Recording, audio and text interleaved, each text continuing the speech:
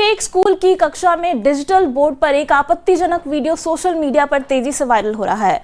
Video में कक्षा में मौजूद कुछ छात्र हंसी मजाक और मस्ती करते हुए नजर आ रहे हैं।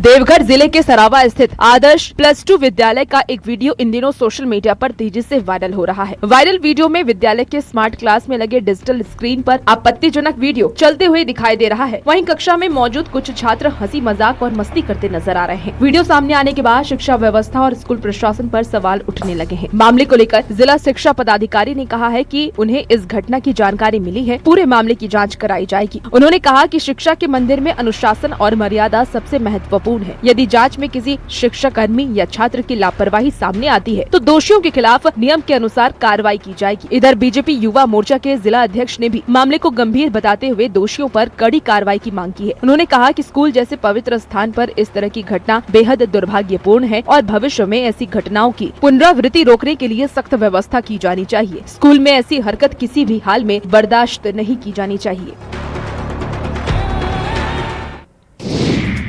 और देखिए, नवादा का एक वीडियो भी तेजी से वायरल हो रहा है जिसमें एक युवक की डंडों से पिटाई की जा रही है।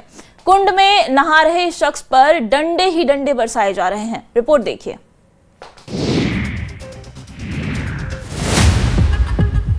खबर नवादा से है, जहां सोशल मीडिया पर एक वीडियो तेजी से वायरल हो रहा है। इसमें एक युवक की पिटाई की जा रही है। कुंड में नहा रहे इस शख्स पर लाठी डंडे बरसाए जा रहे हैं। युवक को पहले कुंड से बाहर निकालता है, फिर उसको माफी मांगने को कहता है। शख्स माफी भी मांगता दिख रहा है। पिट रहा युवक समझाने की भी कोशिश कर रहा है। ककोलत जलप्रपात में आए सैलानियों के साथ युवक एक युवती से छेड़खानी कर रहा था, जिसे मौके पर रंगे हाथों पकड़ लिया गया और उसे वहाँ पर जमकर उसकी धुनाई कर दी गयी। हालांकि युवक की पहचान अभी तक नहीं हो सकी है, मगर वीडियो में युवक को एक व्यक्ति के द्वारा लाठी से पीटा जा रहा है। इस दौरान वहां पर कुंड में कई लोग भी उपस्थित थे और युवक पर ये आरोप लगा रहे थे कि उसने महिला एवं युवतियों से कुंड में छेड़खानी की है। लोग सोशल मीडिया पर इस वायरल पोस्ट पर कमेंट भी कर रहे हैं। आपको बता दें कि ककोलत जलप्रपात में सैलानियों की देखरेख के लिए वन विभाग एवं स्थानीय पुलिस की तैनाती रहती है। फिर भी इस तरह की घटनाएं हो जाती हैं जो सवाल खड़े कर रही है।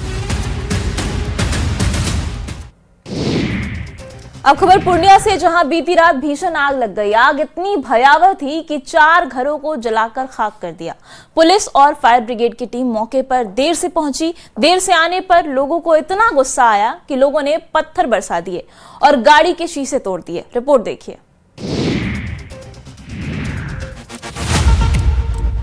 पूर्णिया के कस्बा थाने के तारानगर में बीती रात भीषण आग लग गई, जिसमें 4 घर जलकर खाक हो गए। तस्वीरों में आप देख सकते हैं कि किस तरह आग की लपटें तेज उठ रही हैं। आग धू धू कर जल रही है। मामला तो तब बढ़ गया जब आग बुझाने पहुंची फायर ब्रिगेड की टीम और कस्बा थाने की पुलिस पर स्थानीय आक्रोशित लोगों ने हमला कर दिया, जिसमें एक महिला फायर कर्मी घायल हो गई। इस दौरान आक्रोशित लोगों ने फायर ब्रिगेड और पुलिस की गाड़ी के शीशे तोड़ डाले। किसी तरह स्थानीय लोगों की मदद से पुलिस और फायर ब्रिगेड के कर्मी को बचाया गया। स्थानीय शख्स ने ये बताया है कि आग लगने के आधा घंटे के बाद पुलिस और फायर ब्रिगेड की गाड़ी पहुंची और इस दौरान कुछ लोगों ने उन पर हमला कर दिया। हमला करने वाले में अधिकांश लोग स्थानीय थे, जिन्होंने पुलिस और फायर ब्रिगेड की गाड़ी के शीशे भी तोड़ दिए। काफी मशक्कत के बाद आग पर काबू पाया गया और लोगों को शांत भी कराया गया। फायर ब्रिगेड के देर से आने पर हिंसा करना गलत है। पुलिस और फायर ब्रिगेड लोगों की मदद के लिए होती है। ऐसे में उन पर इतना हिंसक होना नैतिक मूल्यों के विरुद्ध है। और देखिए, सहरसा में 2 दिवसीय शेरशाह सूरी महोत्सव का आगाज हो गया है, लेकिन प्रचार प्रसार के अभाव में महोत्सव बेरंग रहा। दर्शकों की भीड़ कार्यक्रम में नहीं पहुंच पाई। लाखों रुपए खर्च करने के बावजूद कुर्सियां खाली पड़ी रहीं। पूरी खबर 1 मिनट में देखिए। सासाराम में 2 दिवसीय शेरशाह सूरी महोत्सव का आगाज हो गया, लेकिन प्रचार प्रसार के अभाव की वजह से लाखों रुपए खर्च होने के बावजूद दर्शक नहीं पहुंच पाए। जिला प्रशासन के कई बड़े अधिकारियों और सत्ता पक्ष के कुछ नेताओं के अलावा आम लोगों की इसमें सहभागिता, जिस कारण उद्घाटन के दिन कार्यक्रम में बड़े बड़े नामचीन हस्तियों के उपस्थित होने के बावजूद पूरी की पूरी कुर्सियां खाली रह गयी। बड़ी बड़ी हस्तियों ने इस कार्यक्रम में शिरकत की, लेकिन लोगों तक महोत्सव की जानकारी न पहुँच पाने की वजह से शानदार महोत्सव की रौनक रुकी रह गई। बता दें कि प्रचार प्रसार के अभाव में शेरशाह सूरी महोत्सव के दौरान सैकड़ों की संख्या में लगाई गई कुर्सियां खाली ही पड़ी रहीं। कार्यक्रम में डीएम उदिता सिंह के अलावा सांसद राजा राम सिंह, विधान पार्षद निवेदिता सिंह, विधायक राजीव रंजन सिंह आदि शामिल हुए। गजल गायक कुमार सत्यम की प्रस्तुति ने सबका मन मोह लिया। बता दें कि न्यू स्टेडियम फजलगंज में 2 दिवसीय शेरशाह सूरी महोत्सव का आयोजन किया गया। लोगों को ऐसे कार्यक्रम में बढ़ चढ़कर भाग लेना चाहिए। देखिए, उत्तर भारत में जबरदस्त गर्मी का प्रकोप है। बिहार में भी गर्मी को लेकर 14 जिलों में अलर्ट जारी कर दिया गया है। हीट स्ट्रोक का पहला मामला राजधानी दिल्ली से सामने आया है, जिसमें एक शख्स को अस्पताल में भर्ती कराया गया है। पूरी खबर एक मिनट में देखिए।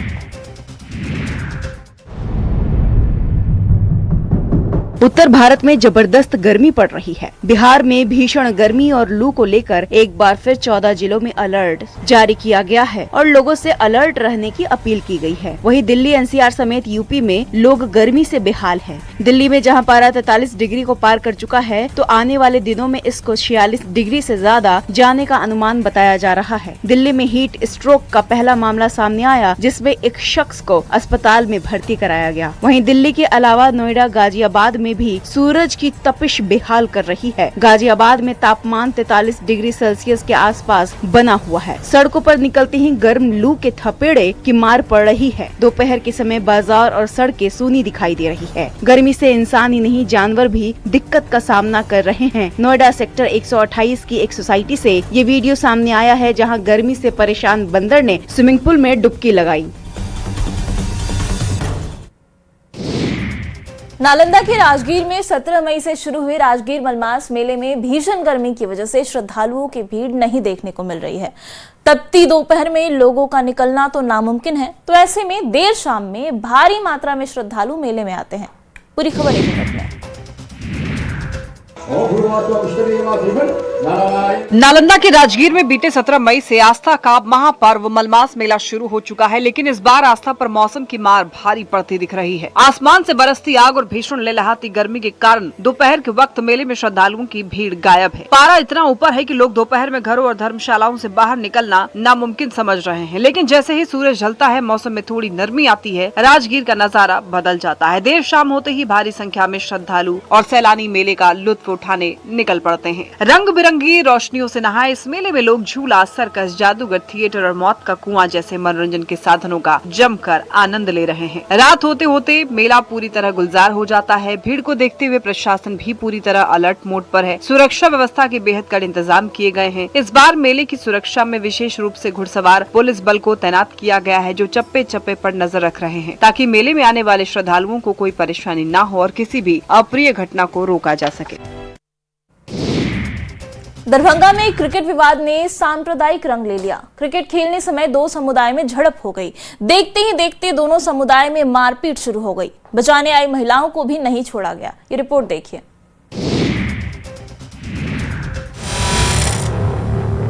दरभंगा के सिमरी थाना क्षेत्र के अराई गांव में क्रिकेट विवाद ने सांप्रदायिक रंग ले लिया। जानकारी के अनुसार क्रिकेट खेलने के दौरान किसी बात को लेकर 2 समुदाय के युवक के बीच कहासुनी हुई। देखते ही देखते विवाद में बदल गई। आरोप यह है कि इस दौरान विशेष समुदाय के कुछ युवकों ने एक युवक के साथ मारपीट की। बीच बचाव करने के लिए पहुंची उसकी बहन के साथ भी मारपीट हुई, जिसके बाद दोनों पक्ष आमने सामने आ गए और माहौल तनावपूर्ण हो गया। अब इस घटना की सूचना मिलते ही सिमरी थाना पुलिस मौके पर पहुंची और स्थिति को नियंत्रित करने में जुट गई। मामले की गंभीरता को देखते हुए मब्बी, सिंहवाड़ा, कमतौल सदर और कोतवाली थाना समेत करीब 6 थानों की पुलिस को तैनात किया गया। साथ ही क्यूआरटी और वज्रवाहन भी मौके पर लगाया गया। इस बीच पुलिस ने त्वरित कार्रवाई करते हुए विशेष समुदाय के 3 युवकों को हिरासत में लिया। उनसे पूछताछ की जा रही है। वहीं घटना में घायल तीनों महिलाएं इलाज के बाद सरकारी अस्पताल से वापस लौट चुकी हैं। आरोप लगाया कि जब वो अपने भाई को बचाने पहुंची तो उनके साथ भी बेरहमी से मारपीट की गई। महिलाओं के अनुसार हमलावरों के हाथ में लोहे का फाइटर समेत अन्य हथियार थे, जिनसे उन्हें पीटा गया। फिलहाल स्थिति नियंत्रण में बताई जा रही है, लेकिन गाँव में तनाव का माहौल बना हुआ है। में चल रहे अवैध देह व्यापार पर पुलिस ने बड़ी कार्रवाई की है। कार्रवाई करते हुए पुलिस ने 4 महिलाओं को हिरासत में ले लिया और घर को सील कर दिया है। पूरी खबर 1 मिनट में देखिए।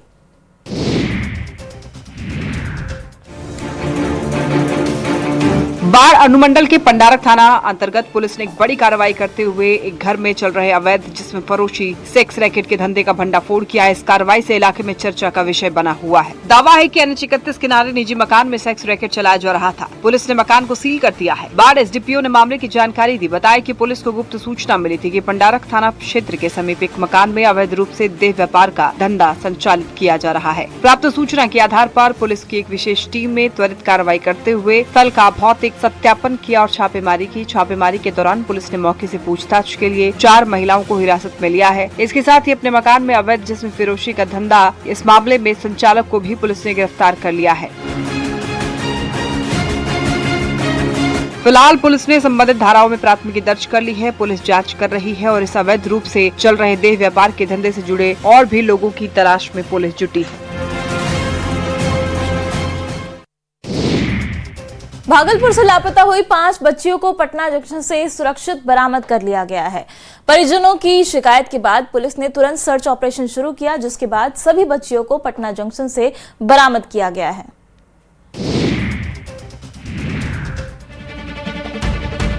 भागलपुर के नाथनगर थाना क्षेत्र से लापता हुई 5 बच्चियों को पटना जंक्शन से सुरक्षित बरामद कर लिया गया है। बच्चियों के अचानक गायब होने से इलाके में हड़कंप मच गया था। परिजनों की शिकायत के बाद पुलिस ने तुरंत सर्च ऑपरेशन शुरू किया, जिसके बाद सभी बच्चियां पटना जंक्शन पर मिली। सभी बच्चियां नाथनगर के लालू चौक इलाके की रहने वाली है। पूछताछ में बच्चियों ने बताया कि वे घूमने के लिए घर से निकली थी। बताया जा रहा है कि पिछले 1 साल से सभी सहेलियां कहीं बाहर घूमने की योजना बना रही थी। बच्चियां घर से करीब 1500 रुपए लेकर निकली थी और अपने साथ कपड़ों से भरा बैग भी रखा था। पहले वे हावड़ा जयनगर ट्रेन में सवार होकर हाथीदह स्टेशन पहुंच गई, जहां सभी ने गंगा स्नान भी किया। लेकिन ट्रेन और स्टेशन की सही जानकारी नहीं होने की वजह से वे गलत दिशा में पहुंचते पहुंचते पटना पहुंच गई। पटना जंक्शन पर संदिग्ध स्थिति में घूम रही बच्चियों को देखकर रेलवे पुलिस और स्थानीय पुलिस ने पूछताछ की, जिसके बाद पूरा मामला सामने आया। इसकी सूचना तुरंत भागलपुर पुलिस और परिजनों को दी गई। फिलहाल सभी बच्चियां सुरक्षित हैं और वहां उनके परिवार के हवाले करने की प्रक्रिया चल रही है।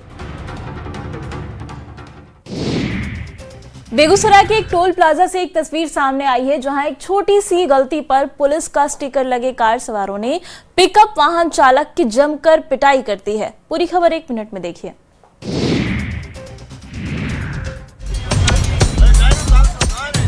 बेगूसराय से एक तस्वीर सामने आ रही है जो कहीं न कहीं लोगों को ये सोचने के लिए मजबूर कर रही है कि आखिर पुलिस वाला स्टिकर लगाकर चलने वाले लोग किस तरह आम लोगों को जानवर की श्रेणी में रखते हैं। मामूली गलती पर उन्हें तालिबानी सजा दी जाती है। ये पूरा मामला बछवाड़ा थाना क्षेत्र के मुरली टोल प्लाजा के पास की है, जहाँ तस्वीर में आप देख सकते हैं किस तरह एक पुलिस का स्टिकर लगा एक गाड़ी खड़ी है। बताया जा रहा है कि टोल प्लाजा के पास किसी वजह से एक वाहन को पीछे करना पड़ा, जिससे पुलिस का स्टिकर लगे कार में मामूली स्क्रैच आ गया। कार में स्क्रैच आते ही कार सवार एक महिला और पुरुष गाड़ी से उतरे और ड्राइवर को घसीट कर पीटने लग गए। इस दौरान तकरीबन 1 घंटे तक टोल प्लाजा पर अफरा तफरी की स्थिति बनी रही। गाड़ियों की लंबी कतारें दोनों दिशाओं में खड़ी हुई। बाद में बछवाड़ा थाने की पुलिस मौके पर पहुंची। स्थिति की गंभीरता को देखते हुए वाहन सहित चालक और कार सवार लोगों को थाने ले आई। लेकिन जानकारी के अनुसार बिना कोई कानूनी कार्रवाई किए हुए दोनों ही वाहनों को छोड़ा गया। लेकिन यहाँ सोचने वाली बात यह है कि जिस तरह से महिला ने पिकअप वाहन के ड्राइवर की पिटाई की और भद्दी गालियां दी, वो कहीं न कहीं सामाजिक दृष्टिकोण से भी काफी निंदनीय है।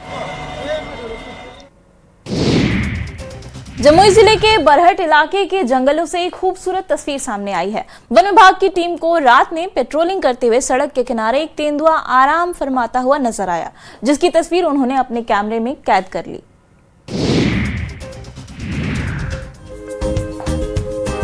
जमुई जिले के बरहट इलाके के जंगलों से यह खूबसूरत तस्वीर सामने आई है। वन विभाग की टीम जब रात में नाइट पेट्रोलिंग पर निकली थी, तभी सड़क के किनारे एक तेंदुआ आराम फरमाता हुआ नजर आया। वन कर्मियों ने बिना देरी किए इस तेंदुए की तस्वीर अपने कैमरे में कैद कर ली। जानकारी के अनुसार यह नजारा बरहट के कुकुड़छप डैम से गुरमाहा जाने वाले रास्ते पर देखा गया है। यह तस्वीर सिर्फ एक जंगली जानवर के दिखने भर की नहीं है, बल्कि यह जमुई के बदलते हालातों की गवाही दे रही है। बता दें कि कुछ साल पहले तक बारहट का यह घना जंगल नक्सलियों का मुख्य ठिकाना हुआ करता था। लाल आतंक के खौफ और लगातार होने वाली हलचल के कारण यहाँ जंगली जानवर देखना नामुमकिन हो गया था। लेकिन प्रशासन की मुस्तैदी से जैसे ही नक्सली समस्या खत्म हुई, प्रकृति ने एक बार फिर से करवट बदली है। कुछ ही दिनों पहले गिरिडीह से सटे जमुई के इसी वन क्षेत्र में हाथियों का एक बड़ा झुंड भी देखा गया था और अब तेंदुए की मौजूदगी ने साफ कर दिया है कि जमुई के जंगल वन्य जीवों के लिए पूरी तरह सुरक्षित और अनुकूल हो चुके हैं। वन विभाग के लिए यह एक बेहद शुभ संकेत है। एक युवती अपने प्रेमी से शादी की मांग को लेकर मोबाइल टावर पर चढ़ गई थी, जिसको लेकर अब युवती की मुश्किलें बढ़ गई हैं। पुलिस ने प्राथमिकी दर्ज करने के बाद युवती को न्यायिक हिरासत में भेज दिया है।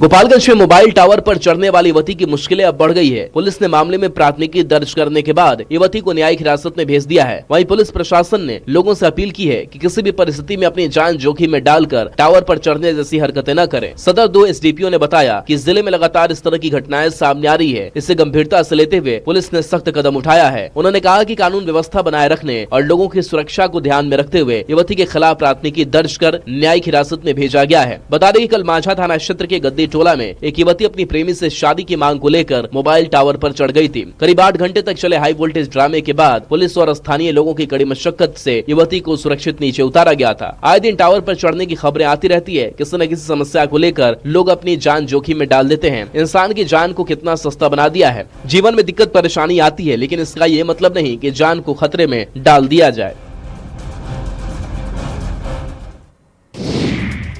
वीआईपी ठाट बाट से अलग जमुई की सड़कों पर सहरसा विधायक IP गुप्ता का देसी अंदाज देखने को मिला। सहरसा विधायक साइकिल के पीछे बैठे थे और जमुई जिला अध्यक्ष पैडल मार रहे थे। पूरी खबर 1 मिनट में देखिए। नेताओं की ठाट बाट से अलग जमुई की सड़कों पर सादगी का एक अनोखा नजारा देखने को मिला। इंडियन इंक्लूसिव पार्टी के राष्ट्रीय अध्यक्ष और सहरसा के विधायक IP गुप्ता यहाँ बेहद आम इंसान की तरह साइकिल की सवारी करते नजर आए। दिलचस्प बात यह थी कि माननीय विधायक खुद साइकिल नहीं चला रहे थे, बल्कि उस साइकिल के पीछे कैरियर पर बैठे थे और उनकी पार्टी के जमुई जिला अध्यक्ष पैडल मार रहे थे। साइकिल पर सवार होकर विधायक जी शहर के मशहूर बोधवन तालाब चौक पहुँचे। यहाँ उन्होंने किसी VIP प्रोटोकॉल की परवाह नहीं की। चौक पर उतरकर उन्होंने न सिर्फ स्थानीय दुकानदारों से मुलाकात की और उनका हालचाल जाना, बल्कि एक आम राहगीर की तरह चाय की चुस्की भी ली। इतना ही नहीं, विधायक जी ने वहीं पास की एक दुकान से दातुन भी खरीदी, जिसे देखकर वहां मौजूद लोग भी हैरान रह गए। बता दें कि सहरसा के विधायक IP गुप्ता असल में अपने पैतृक गांव आए हुए थे। इसी दौरान उन्होंने जमुई शहर में इस तरह भ्रमण करने का फैसला किया। अब विधायक जी की सादगी और साइकिल सवारी का वीडियो सोशल मीडिया पर तेजी से वायरल हो रहा है। लोग उनके इस जमीनी और ठेठ देसी अंदाज की जमकर तारीफ कर रहे हैं। जमुई का दाविल गांव पूरे सूबे के लिए एक मिसाल बन चुका है। 80 साल पुराना खंडहर पुस्तकालय अत्याधुनिक हाईटेक लाइब्रेरी में बदल चुका है। ग्रामीण इलाके में इसे शिक्षा की क्रांति मान रहे हैं।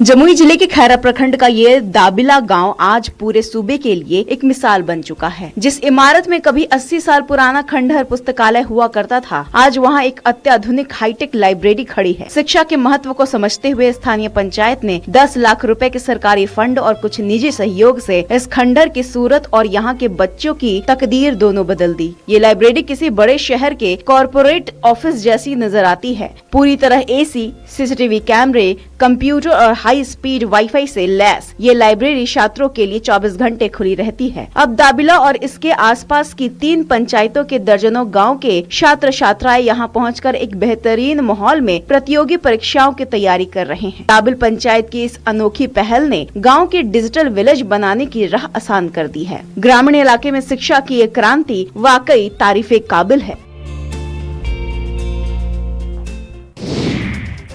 वैशाली में एक अनोखा फूल लोगों के आकर्षण और आस्था का केंद्र बना हुआ है। इस अनोखे फूल का आकार शिवलिंग जैसा है। इसकी बनावट की वजह से लोग इसकी पूजा अर्चना कर रहे हैं। लोग इसे किसी चमत्कार से कम नहीं मान रहे।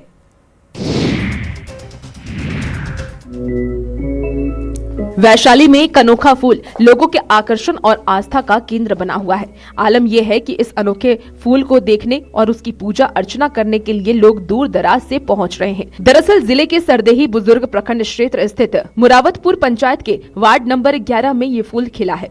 इसका आकार शिवलिंग की तरह है। पहले तो लोगों ने इस फूल को देखा तो इसकी बनावट अनोखी थी। इसकी जानकारी धीरे धीरे गाँव के लोगों को हुई। फिर आसपास के गाँव में भी इस अनोखे फूल की चर्चा होने लगी। फूल को देखने के लिए हर रोज सैकड़ों की संख्या में लोग पहुंच रहे हैं और ये फूल अब इलाके में आकर्षण और चर्चा का केंद्र बन गया है। एक तरफ गांव के लोग इसे चमत्कार मानकर पूजा पाठ कर रहे हैं, तो दूसरी तरफ कृषि विशेषज्ञ इसे एक सामान्य फूल बता रहे हैं। जानकार ये बता रहे हैं कि ये टाइटन एरम है। इसे आम भाषा में कार्प्स फ्लावर भी कहा जाता है क्योंकि इससे तेज गंध भी आती है। ये फूल दुनिया के सबसे बड़े फूलों में से एक